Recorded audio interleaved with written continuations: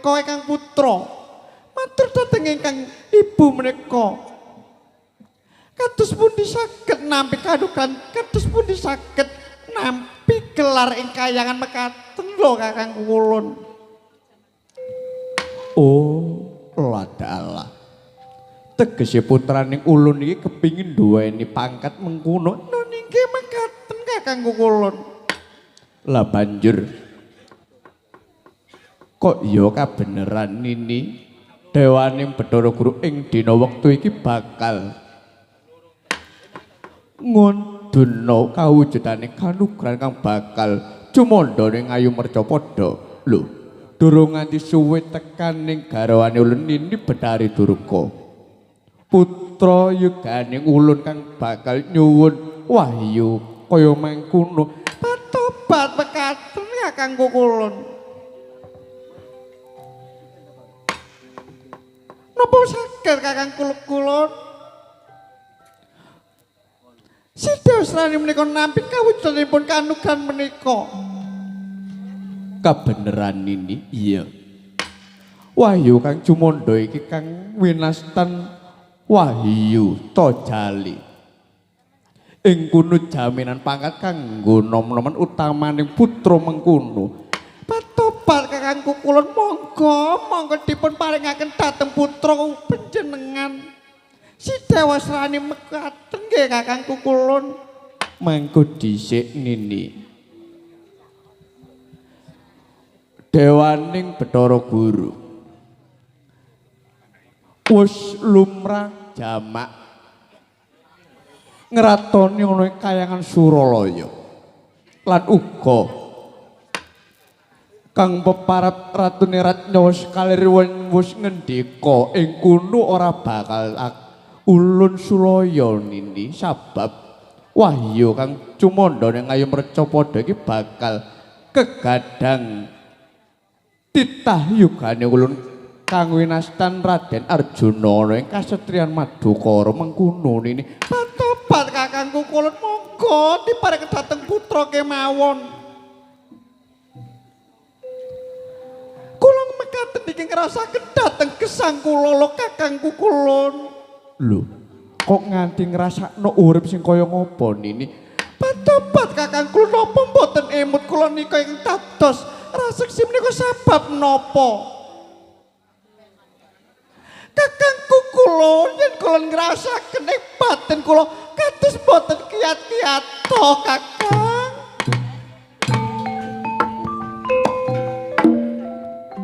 Kakang Kulon tasih wonten ing lampahan puspa inten adeknipun kayangan Kakang. Sinini pecepet dari Durga menika winastan peparep Sang Hyang Umartala Kakang. Nanging menapa Kakang Kulon panjenengan ngresaken dhateng kula? Kulon siyen niku jaler.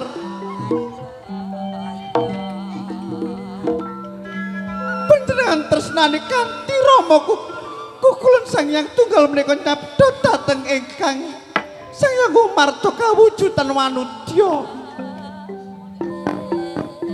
Kula sampun kelenggana, kula sampun pasrah. Kawijilane malih Kakang Kulon kula ingkang sampun lumrah dadya wanudya menika Kakang Kulon. Wonten lelampahan lairnipun cecapang lempung gemulung. Kula boten teka, kula boten mentala menawi putra menika kirang dedhaharanipun Kakang Kulon. Kula bali malih dedhaharanipun putra kula si Bathara Kala. Nanging menapa lho Kakang panjenengan sabda kula dados raseksi. Tapi dipun raosaken Kakang. Mulya napa ingkang kula rasakaken dereng wonten. Kula nyuwun Kakang Kulon panjenengan boten kersa dhateng kula. Boten purun dhateng nini Beca Bathari Durga boten kersa kula nanging mumpun ngantos lho Kakang. mboten kersa dhateng yuga panjenengan si Dewa Srani. Yen tak pikir bener apa sing dadi kandham. Iya Nin. Bener apa sing dadi kandham? Inggih kakangku kulon.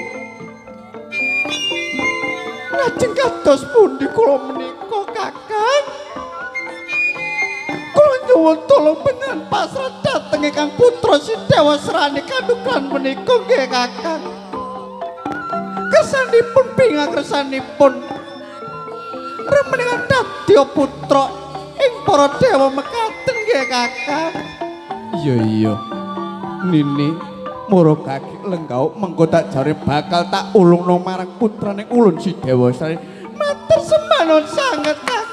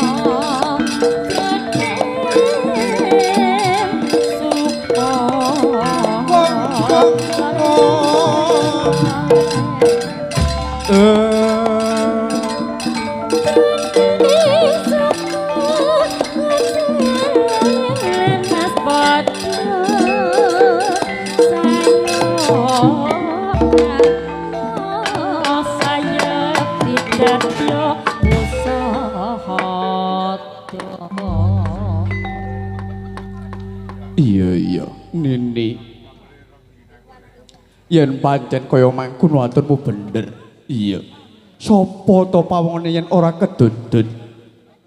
Ya sing agung pangapuramu ya Nini yen pancen nduk nalika semana. Dewaning Bathara Guru nganti nduweni lelakon sing kaya mangkono Nini. Nanging ngopo ya Nini Bejo Bedari yen pancen putraning ulun si Dewa Srani. Dewa Srani mara enggal matur marang Kanjeng Ramamu. Apa bener mengkono? Dewa Srani Nun inggih. Rama kukulun napa ingkang dipun aturaken dhateng Kanjeng Ibu Bedari menika leres. Rama kukulun boten wonten setunggal menapa kemawon ingkang dipun aturaken dhateng Ibu Bedari menika saestu Rama kukulun kula ingkang kersaken kawujudanipun kanugrahan wahyu kang bakal cumandha ning ngayu mercapada. Rama kukulun iya bener mangkono. Iya Dewa Srani. Bakal tadono ana ing kahyangan Suralaya wahyu iku bakal kegadang marang putraku si Dewa Srani. Aja kuwatir. Nini Bedari Patobat kakangku kulon kados pundi? iya bakal cumandha. Ora bakal ana Raden Arjuna wahyu kang cumandha. Bakal kegadang putraning ulun si Dewa Srani mengkono. Ya Nini Bejo Bedari, aja nganti gawe susah batin. Aja nganti dadi penelangsamu mengkono ya Nini Bedari. Apa Adi Guru apa? Wah. Atur ing ngendika wiwit ngajeng watra sebati dipun kateng ditayukaning ulun Raden Arjuna Adi Guru. Kakang Narada, iki Adi Guru. Kula menika mboten kiyat nampi aturing garwa kula si Bejo Bedari Durga. Sabab rumaos kula Kakang menika kados kula niki damel. Inggih menika gesangipun garwa kula niki Bejo Bedari menika ketula-tula mekaten Kakang Narada. Apa Adi Guru apa? Wau panjenenganipun ngendika yen pancen sing setali ageng menika sabda pandhita ratu kena mboten asih dipun sulayani mekaten Adi Guru. Inggih Kakang, nanging menika ningali kahanan rumiyin Kakang Narada. Ingkang kula menika matur dhateng garwa kula Sinini Beja Bathari Durga ingkang boten kiat kula empet mekaten Kakang Narada. Langit nak boten cocok yen penyanyi tatus dewa kayangan Suralaya. Mbok menawi Mahyu Kang Palcumanda niki boten kekadang Raden Arjuna. Benjing-benjing kan saged dipun paringaken dhateng putra panjenengan mekaten Yayi Pramesti Bathara Guru. Kakang Narada, Iki Adi Guru. dewa menika wenang atur wenang gawe, ora wenang diatur, ora wenang digawe. Yen wis pancen dewane Bathara Guru matur marang Nini Beja Bathari Durga, wahyu kang bakal kegadang putrane ulun si Dewa Srani. Kakang yen panjenengan boten sarujuk, yen panjenengan boten remen dateng ature yayi panjenengan menika kados pun Lah niki dadosaken raos sing batin kula mboten cocok Adi Guru. menika kados pundi kula menika matur dhateng Kakang Narada. Kayangan Suralaya niki nek boten wonten Kakang Narada inggih boten menapa. Yen boten wonten kawujudanipun juru basa Kayangan Suralaya menika inggih boten menapa mekaten Kakang Narada. Iya nomor apa pangwetananira idepo meng lo cakra netra kocak Ngondrang andir iya nomor apa pangwetanane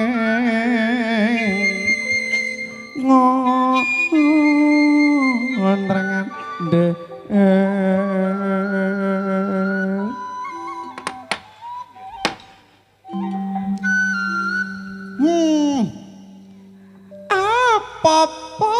apa Adi Guru apa kalau empet-empet adakan boten kiat kalau empet-empet adakan boten enak Adi Guru.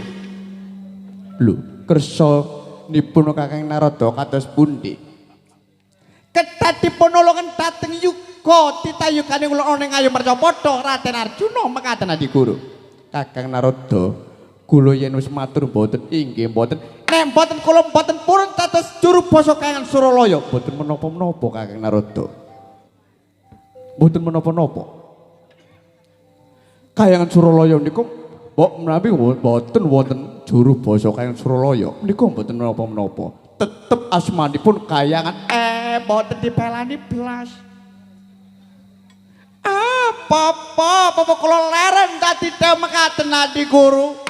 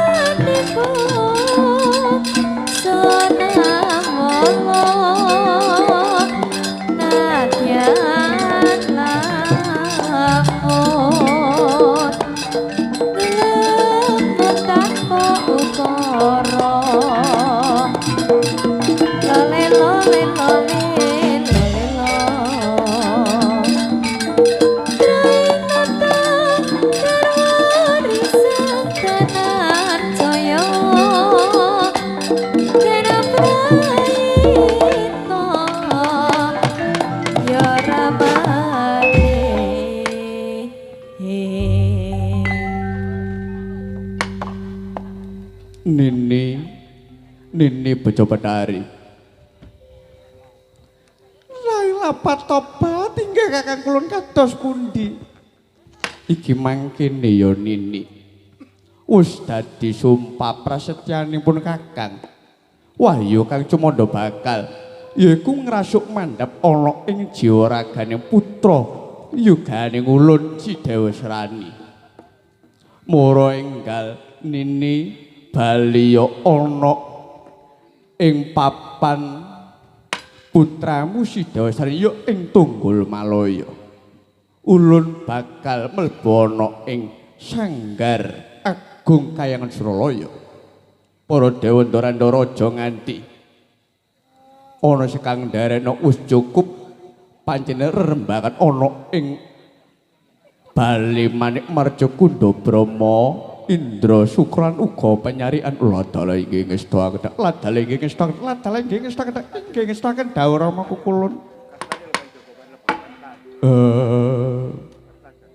wata mangkono paripurna pana kandhikaning dewaning Bathara Guru yang sampun rampung bibaring pasakan kaya dandang ing pasetran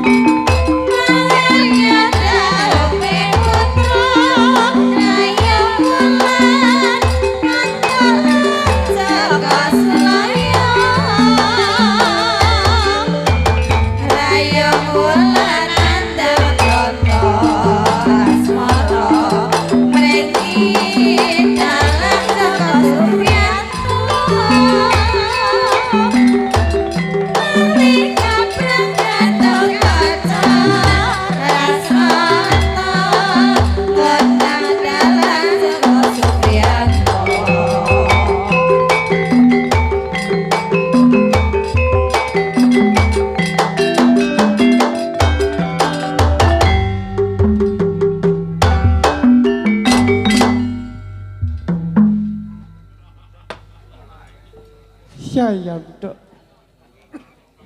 Nduk, lembo. Apa, Mak? Ayo, Nduk, sagurunge matur kaya ayo ngucapno ngaturno. Assalamualaikum warahmatullahi wabarakatuh. Nah, ngono ya, Mak. Nduk. Kudu ngaren emak iki atik metu yamene. Beja yamene iki wayahe ajar kayon. Iki munu panyuwunan lho, Nduk. Ngono ya, Mak. Terus iki ya apa, Mak? Iki ngene, Nduk. Iki panyuwunan saka Bapak Panitia. Ana Dusun ngering kene, Nduk. ngono ya, Mak. Ayo padha ndedonga ya, Mak. Mengko nek ana panyuwunan utawa pamundutan lelagon saka warga utawa bapak panitia kene mengko diaturna ya, Mak. Nduk, ayo padha ngaturno gonge matur nuwun marang perangkat-perangkat desa ya panitia ruwa desa iki ya, Nduk. Iya ya, Mak. Utamane Yeku sesepuh ana ing dusun ngering kene, Nduk. sapa, Mak? Yeku Mbah Siman, nggih ngaturaken matur sembah nuwun. Iya, Mak. Lan uga muga ya, Nduk, sakwise awake dhewe iki sak rombongan ditimbali ana dusun ngering kene. Warga ana ing dusun ngering kene diaturna saka balak blaine, Nduk. Amin. Slamet wargane ora nemayi wujude alangan apa-apa ya, Nduk. Amin. Terus ayo padha didongakno, Nduk, sakwise gelar wayangan iki wargane ngrukun. Nah, lan uga bisa lestari tetep nganggo adat sing kaya ngene aja nganti dilalekno ngono ya, Nduk. Oh iya, Mak. Didongakno warga ning dusun kering iki sakwise gelar wayang digampangno anggone golek sandang pangan antuk rejeki kang barokah, Nduk. Iya iya, Mak. Bener, Mak. Andega kang pungkasan uga bisa dadi keselamatan sing ditangkap. Nah, lan uga sing nonton tangkapan lan uga sing nanggap ngono ya, Nduk. Oh iya, Mak. Allahumma amin. lah terus, Mak. Iki ngene, Nduk. Mumpung aku nggak sindan 20 iki, Nduk. Sing enom-enom Sopo, Mak? aku mpok nek ngedekno sing tuwa, Nduk. Ngono ya, Mak. Sebabe lungguh ngono teku gringgingen iku, Nduk. Lah terus Sing enom-enom contone sapa ae? Mbak Cucu, Mbak Desi, Mbak Silvi, Mbak Sulis, Mbak Eni, Mbak Yanti. Lah iki Diapakno, Yung. apa, Nduk? Diapakno, Mak. Monggo cumadek uga sakwise ndedonga ayo dibarokahi rukun Islam ya, Nduk. Oh ngono ya, Mak. Bisane barokah ngono, Nduk. Iya, Mak. Bener. Sadurunge minangkani pamundutan saka warga ngering kene. Iya, Mak. Monggo dipun cawisaken rukun Islam. Monggo jumadeg.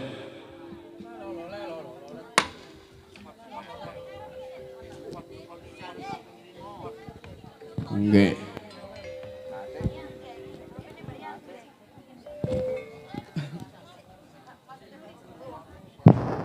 Wow. Sawangane cilik-cilik kok antep ngono sikile, Yung. Iya. Nggih bobote 50 punjul kabeh.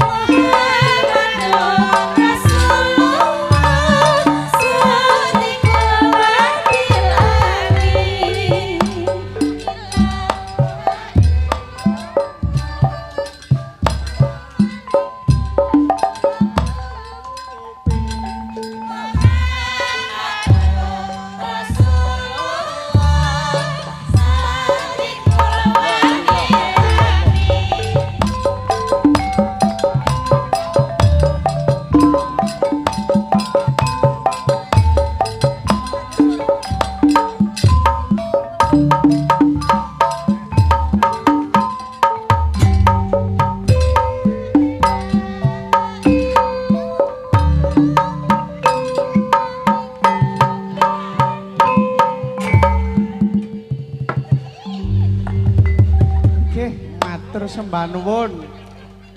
Iya, matur sembah nuwun. Apa oyong? Kak kulino ngadeg kok apa? Oh ngono ya, Nduk.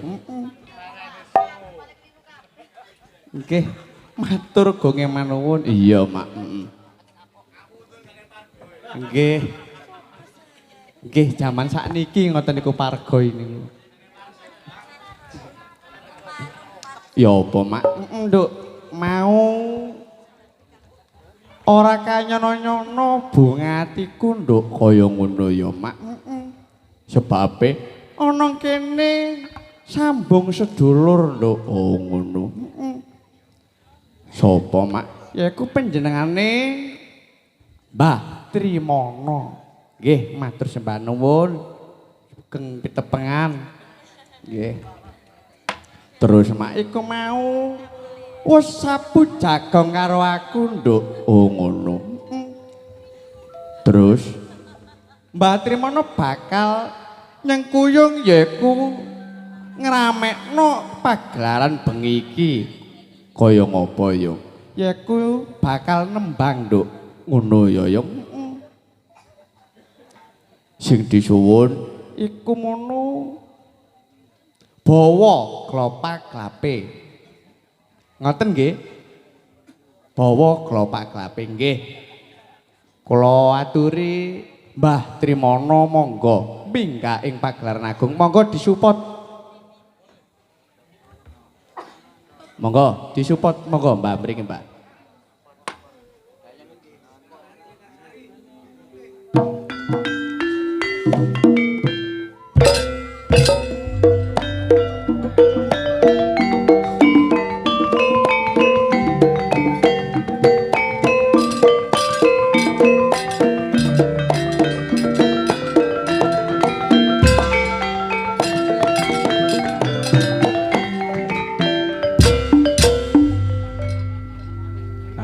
Nggih.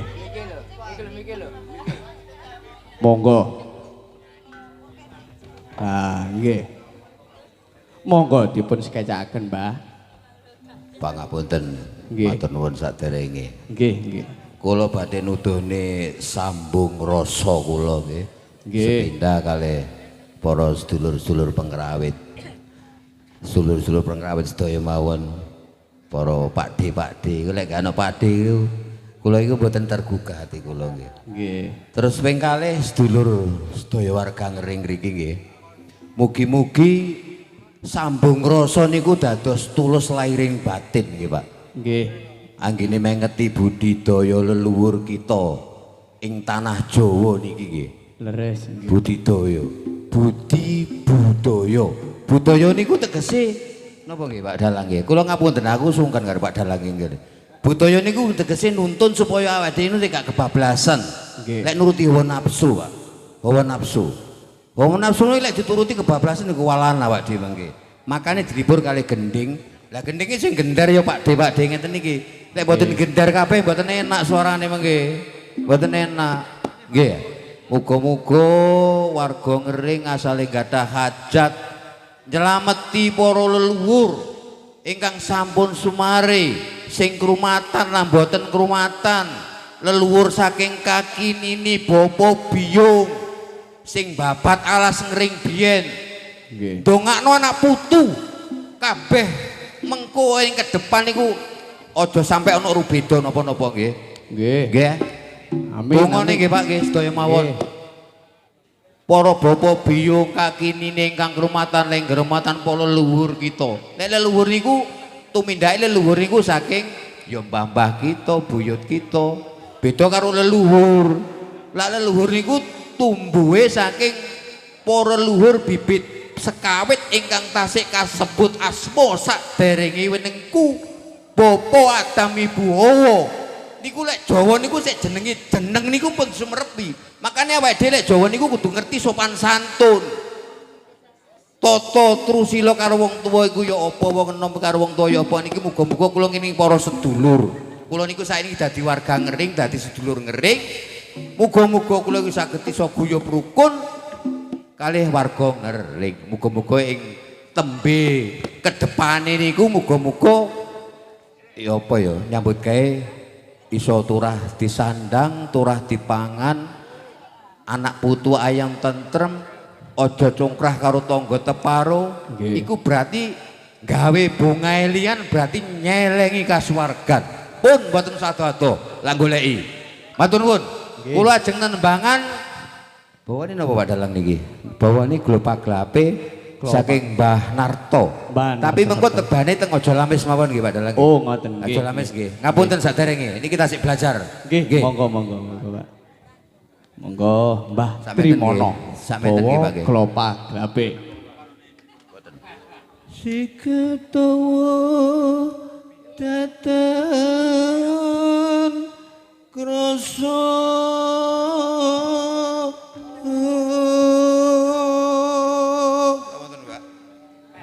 Pelok. Mboten napa sak kersa pun. Masih dipeloki, masih diselendroni wong kula niku sambung rasa pisan. Wis enak dirasakne. Wong urip niku nggih ngoten. Lek wis sambung rasa masih iki abang iki putih dadi siji, iku jenenge sandangane urip. Ora usah bedakne. Nggih to? Nggih. Leres. Ah, ngoten. Iki jenenge budaya. Nah, kita seduluran. Gawe tunane sesami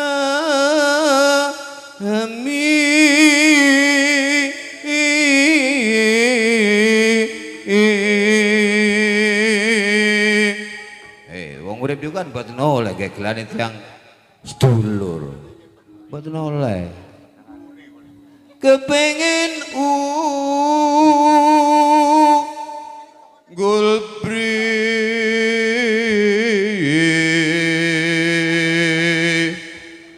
yonggo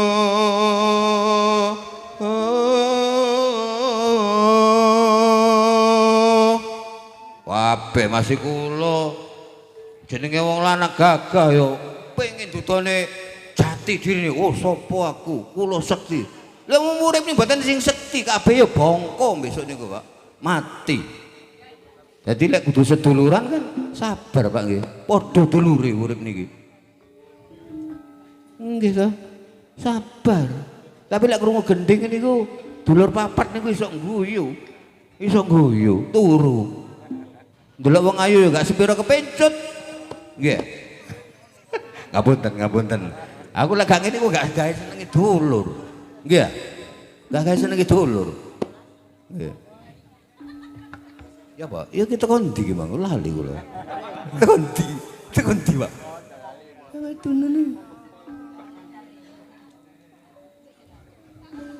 Kepengen unggul bri yang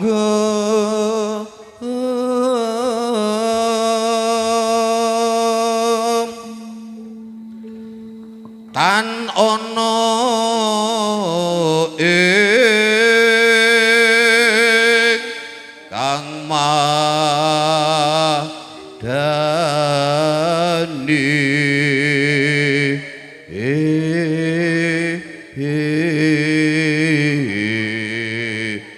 endi ana wong urip sakti Pak endi enten wong urip suci niku kabeh nggawa taek gitu makane mboten oleh gojekan karo tangga tepan mboten kudu rukun Gusti niku mung siji nggih kepengin unggul priyangga oh dhuwit akeh iku lho duwe Pak Trimo ya meneh mati ya gak ero meneh stroke ya gak ero nggih nggih mboten kenek kudu rukun ngoten lho ngapunten sadare nggih ngapunten kula lek mboten ngene mboten lega pikiran kula ngoten lho nggih Pak tekan di mana iki lali maneh kepengen unggul pri yunggo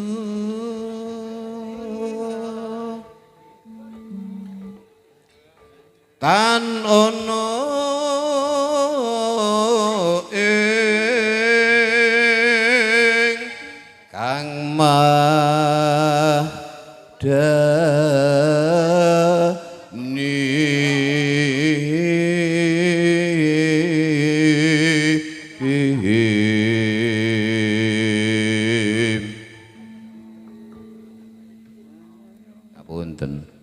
baru kerasan Pak Dalang dadi dulur iki mau.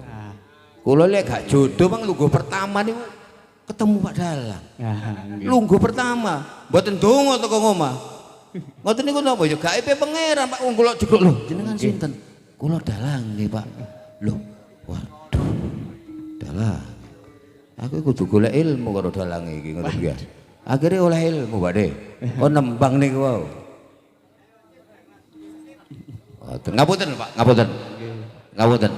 Niki rasa Pak nggih, monggo sami-sami dirasakne. Kepenunggul priyangga tan ana ing kang madani.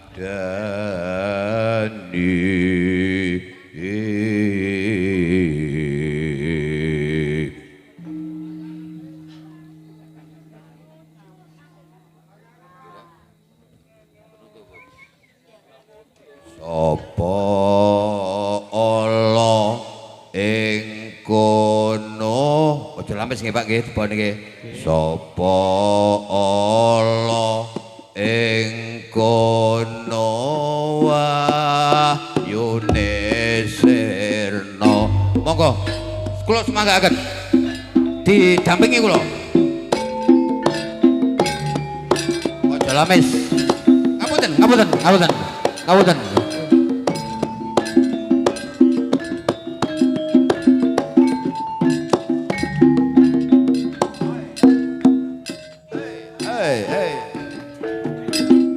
apa tanggung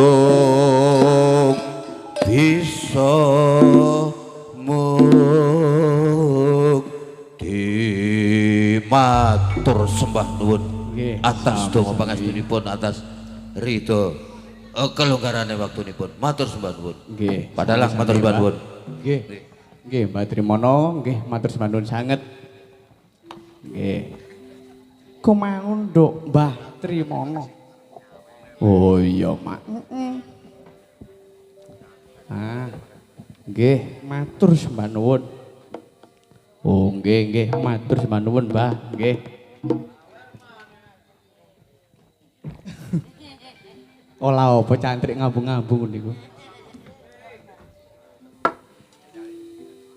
Mak, apa nduk? Wis diaturno Mbak Trimono paring pengeling marang wargana dusun Ngering kene. Iya, Nduk. Apik banget suarane ya, Nduk. Iya, Mak. Iki dilanjut uga bisa dadi jampine saya ya, Nduk. Nganggo tetembangane Mbah Trimono. Iya, iya. Apa ana maneh ana nduk iki saka kepada yang terhormat Ki Dalang Joko saya minta lelagon Nyidam Sari dari Sanusi Jangan Asem. Pak Sanusi Jangan Asem. Nggih. Nyidam Sari monggo. Oh nyekar piyambak. Oh nggih monggo Pak. Badhe nyekar piyambak. Monggo Mbak Si. Monggo minggah.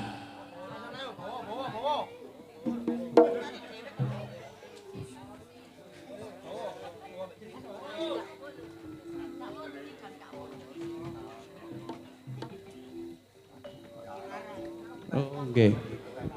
Oh nggih monggo Mbah mriki. Pak D Sanusi nggih, Pak Sanusi Jangan Asem nggih. Ah.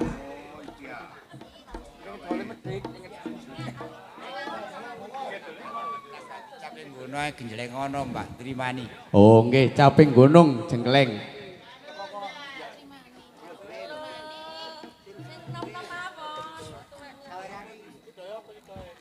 Nggih. Mbak Trimani tak kokon genjleng. Nggih sak pinten nggih.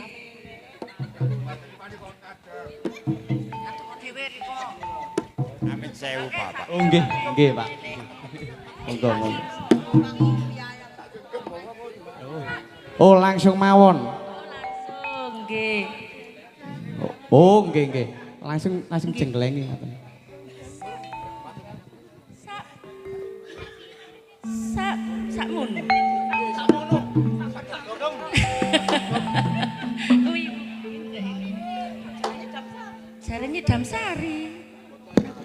Niku caping gunung kantos, Bu. Oh, nggih. Saben bengi nyawa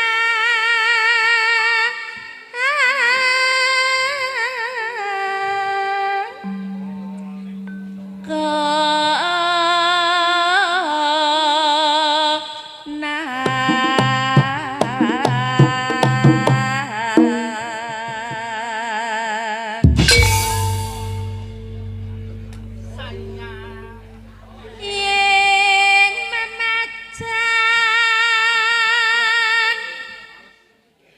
mung nganggo janur kuning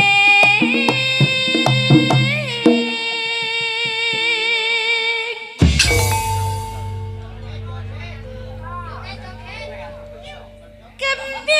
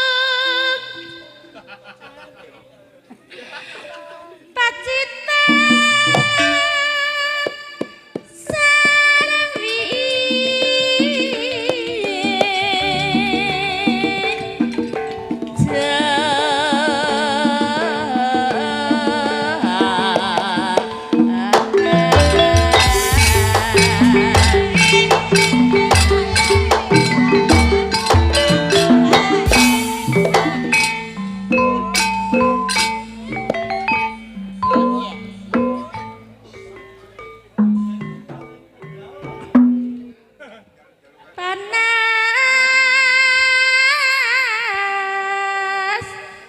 udan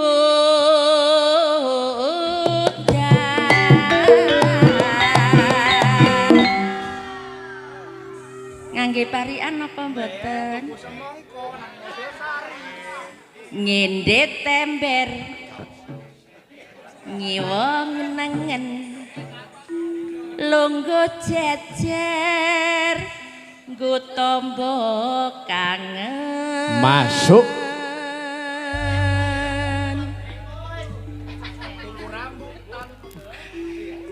panas udan haling-haling capek gunung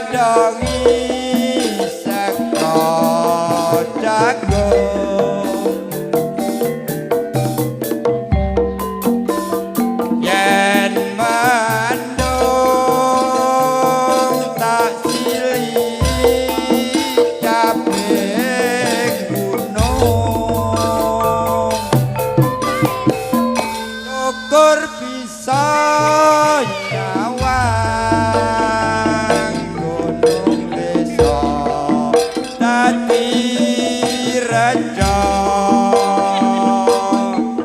bene ora ilang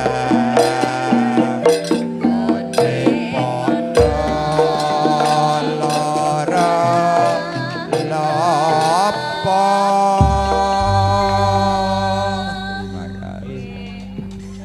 Nggih sami-sami. Matur nuwun Pak nggih. Nggih, matur sembah nuwun. Ya, Nduk. Ya apa yuk? Mengko yen ana pamundutan bisa disambung wanci gara-gara ya, Nduk. Ngono ya, Mak.